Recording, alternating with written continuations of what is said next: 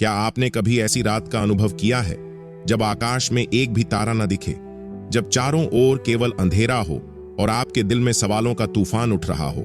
परमेश्वर, आप कहाँ हैं? क्या आप मुझे देख रहे हैं? क्या मेरे दर्द का कोई अर्थ है?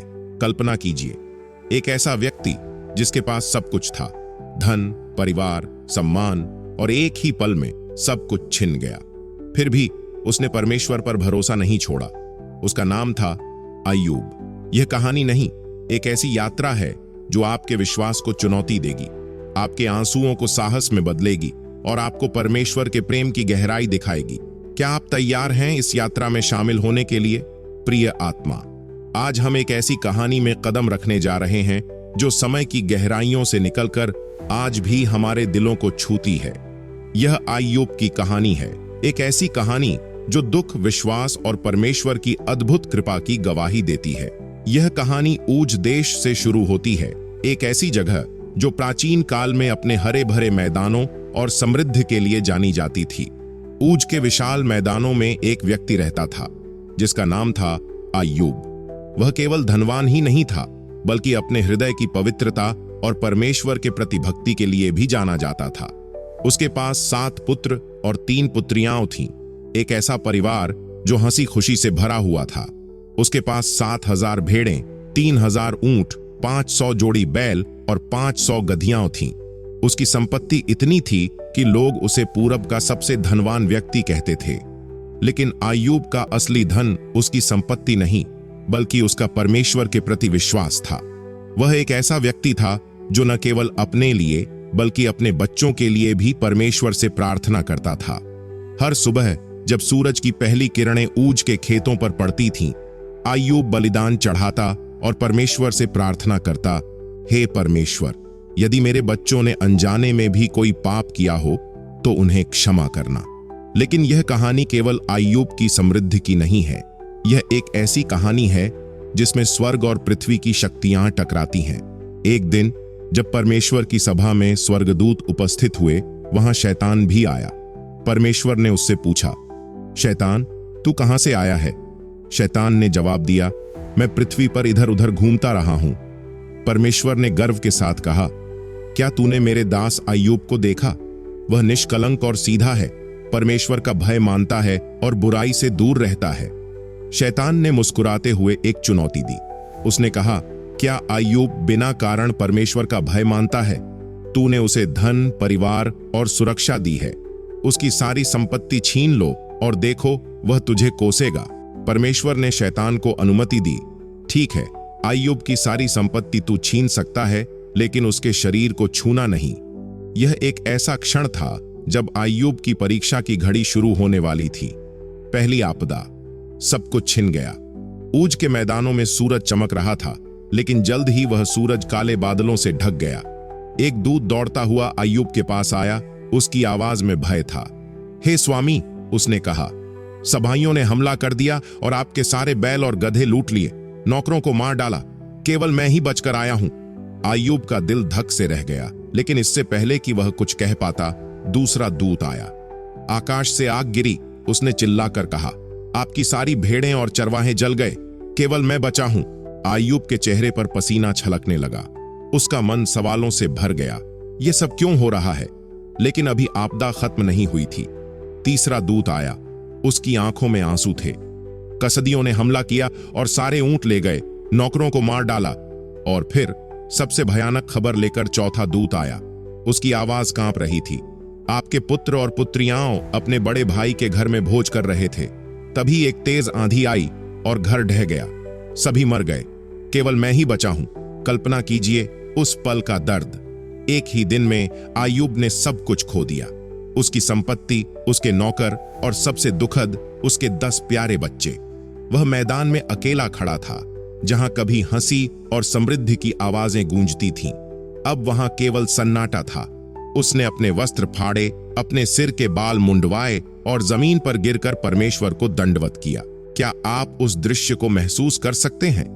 एक पिता जिसने अपने बच्चों को खो दिया, फिर भी परमेश्वर के सामने झुक रहा है। उसने कहा, मैं अपनी मां के गर्भ से नंगा निकला और नंगा ही लौट जाऊंगा। परमेश्वर ने दिया, परमेश्वर ने लिया। परमेश्वर का नाम धन्य है। यह कोई साधारण विश्वास नहीं था। यह एक ऐसा विश्वास था जो दुख की आग में भी जलता रहा। शैतान की दूसरी चुनौती। लेकिन शैतान हार नहीं मानने वाला था। वह फिर परमेश्वर की सभा में आया। परमेश्वर ने कहा, क्या तूने मेरे दास अय्यूब को देखा? उसने मेरे प्रति अपनी भक्ति नहीं छोड़ी, चाहे तूने उससे सब कुछ छीन लिया। शैतान ने फिर चुनौती दी। त्वचा के बदले त्वचा, उसने कहा। आदमी अपनी जान बचाने के लिए सब कुछ दे देता है। अय्यूब के शरीर को छू लो और वह तुझे कोसेगा। परमेश्वर ने अनुमति दी। ठीक है, तू उसके शरीर को छू सकता है, लेकिन उसकी जान नहीं ले सकता। ऊज की धरती पर अब एक नया तूफान आया। अय्यूब के शरीर पर भयानक फोड़े निकल आए, सिर से पैर तक। उसका शरीर ऐसा हो गया जैसे आग में जल रहा हो। वह दर्द से कराहता था। वह शहर के बाहर राख के ढेर पर बैठ गया और एक टूटे हुए मिट्टी के बर्तन से अपनी खाल खुरचने लगा। क्या आप उस दृश्य को देख सकते हैं? एक व्यक्ति जो कभी सम्मान का प्रतीक था, अब राख में बैठा अपने शरीर को खुरच रहा है और दर्द से चिल्ला रहा है। उसकी पत्नी, जो शायद उसके दुख को देखकर टूट चुकी थी, उसके पास आई और बोली, अय्यूब, अब भी परमेश्वर पर भरोसा रखते हो? उसे कोस दो और मर जाओ। लेकिन अय्यूब ने जवाब दिया, तू मूर्खों की तरह बोलती है। क्या हम परमेश्वर से केवल सुख ही लें और दुख न सहें? यह सुनकर शायद उसकी पत्नी चुप हो गई, लेकिन अय्यूब का दुख और गहरा हो गया। उसी समय अय्यूब के 3 मित्र एलीफज, बिल्दद और सोफर उसके दुख की खबर सुनकर आए। वे इतनी दूर से आए थे कि धूल उनके चेहरों पर जमी थी। जब उन्होंने अय्यूब को देखा तो वे उसे पहचान ही नहीं पाए। वह व्यक्ति जो कभी समृद्धि का प्रतीक था, अब राख में बैठा फोड़े से ढका हुआ था। उन्होंने अपने वस्त्र फाड़े, अपने सिर पर धूल डाली और 7 दिन 7 रात तक अय्यूब के साथ चुपचाप बैठे रहे। कोई शब्द नहीं बोला। यह दृश्य कितना मार्मिक था। मित्र जो अपने दोस्त के दुख में शामिल होने आए, लेकिन उनके पास कोई जवाब नहीं था। 7 दिन बाद अय्यूब ने चुप्पी तोड़ी। उसका हृदय टूट चुका था। उसने कहा, मेरा जन्म ही क्यों हुआ? काश मैं कभी पैदा ना हुआ होता। मेरी जिंदगी केवल दुख और अंधेरा है। उसकी आवाज में गहरा दर्द था। वह परमेश्वर से सवाल करने लगा, हे परमेश्वर, तूने मुझे क्यों छोड़ दिया? मेरा दुख तुझे दिखाई नहीं देता?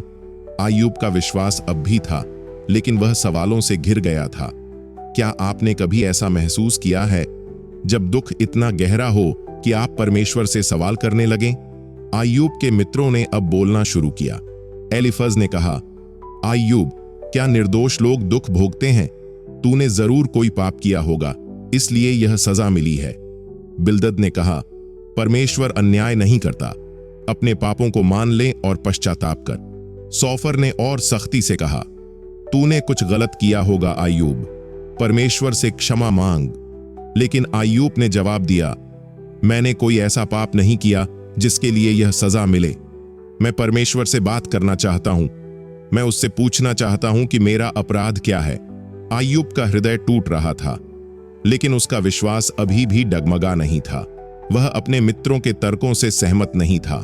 उसने कहा, परमेश्वर मेरा न्यायी है।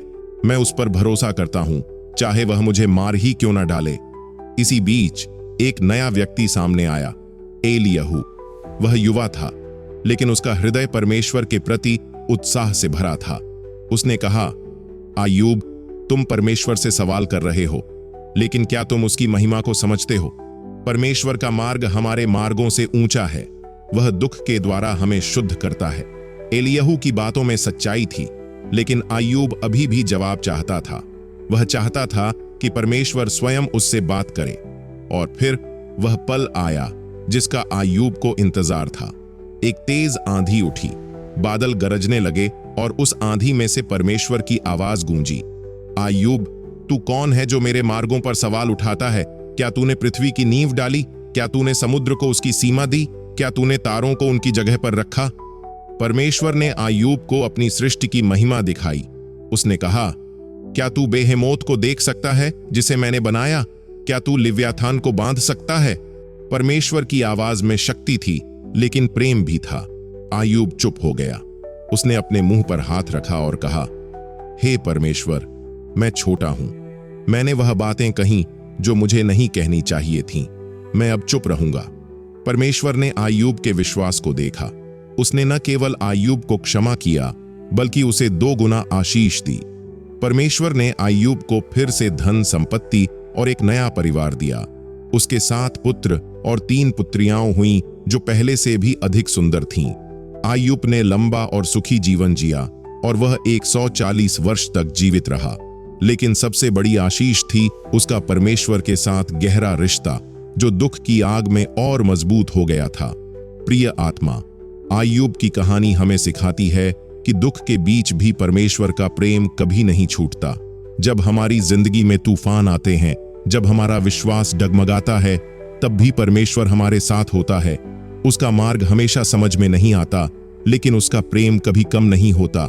आय्यूब ने हमें दिखाया कि विश्वास का मतलब हर सवाल का जवाब पाना नहीं, बल्कि हर परिस्थिति में परमेश्वर पर भरोसा रखना है।